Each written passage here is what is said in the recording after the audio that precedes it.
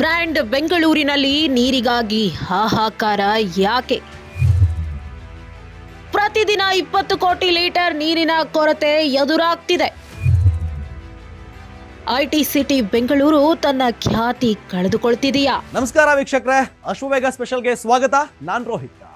ರಾಜ್ಯದಲ್ಲಿ ಬಿಸಿಲಿನ ಧಗೆ ದಿನದಿಂದ ದಿನಕ್ಕೆ ಹೆಚ್ಚಾಗ್ತಾ ಇದೆ.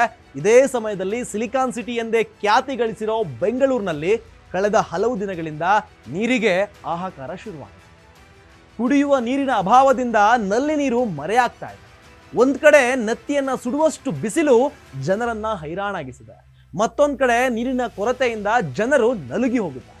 ಇದು ಹೀಗಿದ್ರೆ ಇನ್ನು ಖಾಸಗಿ ಟ್ಯಾಂಕರ್ಗಳ ದಂಧೆ ಬೇರೆ ಜೋರಾಗಿದೆ. ನಿಗದಿ ಮಾಡಿರೋದಕ್ಕಿಂತ ಹೆಚ್ಚು ಹಣ ಕೊಟ್ಟರು ಟ್ಯಾಂಕರ್ ನೀರು ಕೂಡ ಕೊಡ್ತಾ ಇಲ್ಲ. ಇದರಿಂದಾನು ಬೆಂಗಳೂರಿನ ನಾಗರಿಕರು ಬೇಸತ್ತು ಹೋಗಿದ್ದಾರೆ. ನಮಗೆ ಬೇರೆ ಏನು ಬೇಡ ಸ್ವಾಮಿ, ನೀರು ಕೊಡಿ ಸಾಕು ಅಂತ ಕೂಗ್ತಾ ಇದ್ದಾರೆ. ರಾಜ್ಯ ರಾಜಧಾನಿಗೆ ಜಲಕಂಟಕ ಎದುರಾಗಿರೋದ್ರಿಂದ ಆಡಳಿತ ಪಕ್ಷ ಕಾಂಗ್ರೆಸ್ಗೆ ತಲೆ ಬಿಸಿಯಾಗಿದೆ.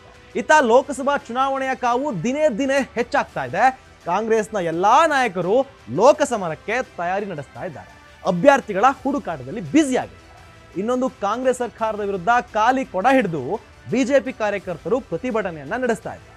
ರಾಜ್ಯ ಸರ್ಕಾರ ಬರಗಾಲ ನಿರ್ವಹಣೆಯಲ್ಲಿ ಎಡವಿದೆ ಅಂತಾನೆ ಹೇಳ್ಬೋದು. ಬೆಂಗಳೂರಿನ ಜನರು ಒಂದೊಂದು ಹನಿಗೂ ಪರದಾಡ್ತಿದ್ದಾರೆ. 5 ಗ್ಯಾರಂಟಿಗಳನ್ನ ಮುಂದಿಟ್ಕೊಂಡು ರಾಜಕೀಯ ಮಾಡ್ತಿದ್ದಾರೆ ಅಂತ ಬಿಜೆಪಿ ನಾಯಕರು ಸರ್ಕಾರದ ವಿರುದ್ಧ ಈಗ ಕಿಡಿಕಾರ್ತಿದ್ದಾರೆ. 1,40,00,000 ಜನರು ನಮ್ಮ ಬೆಂಗಳೂರಿನಲ್ಲಿ ವಾಸ ಮಾಡ್ತಿದ್ದಾರೆ. ಬೆಂಗಳೂರಿಗರಿಗೆ ಸುಮಾರು 95 ಕಿಲೋಮೀಟರ್ ದೂರದಲ್ಲಿರೋ ಕಾವೇರಿ ನದಿಯಿಂದ 145 ಕೋಟಿ ಲೀಟರ್ ನೀರನ್ನ ತರಲಾಗ್ತಾ ಇದೆ. ಸಮುದ್ರ ಮಟ್ಟದಿಂದ 3,000 ಅಡಿ ಎತ್ತರದಲ್ಲಿರುವ ಬೆಂಗಳೂರಿಗರಿಗೆ ಕಾವೇರಿ ನೀರಿನಿಂದ ಕೊಳವೆ ಬಾವಿಗಳ ಮೂಲಕ 70 ಕೋಟಿ ಲೀಟರ್ ಅನ್ನ ತರಲಾಗ್ತಾ ಇದೆ. ಆದ್ರೆ ಈಗಿನ ಜಲಕ್ಷಾಮಕ್ಕೆ ಮೂಲ ಕಾರಣ ನಗರದಲ್ಲಿ ಅಂತರ್ಜಲ ಮಟ್ಟ ಕುಸಿತ.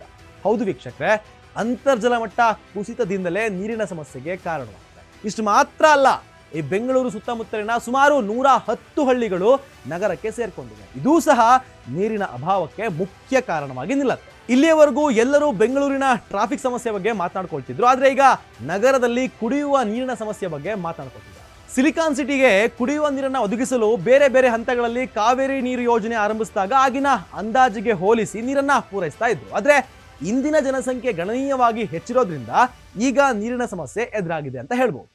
ಇನ್ನು ಬೆಳ್ಳಂದೂರು ಮತ್ತು ವರ್ತೂರು ಕೆರೆಗಳಲ್ಲಿ ಬಿಡುವ ತ್ಯಾಜ್ಯ ನೀರನ್ನ ಸಂಸ್ಕರಿಸಿ ತುಂಬಿಸಿದ್ರೆ ಅಂತರ್ಜಲ ಮಟ್ಟ ಸ್ವಲ್ಪ ಮಟ್ಟಿಗೆ ಹೆಚ್ಚಾಗಬಹುದು. ನಗರದ ಒಟ್ಟು 196 ಕೆರೆಗಳ ಪೈಕಿ 24-25 ಕೆರೆಗಳು ಮಾತ್ರ ಚೇತರಿಸಿಕೊಳ್ಳುವ ಸ್ಥಿತಿಯಲ್ಲಿವೆ.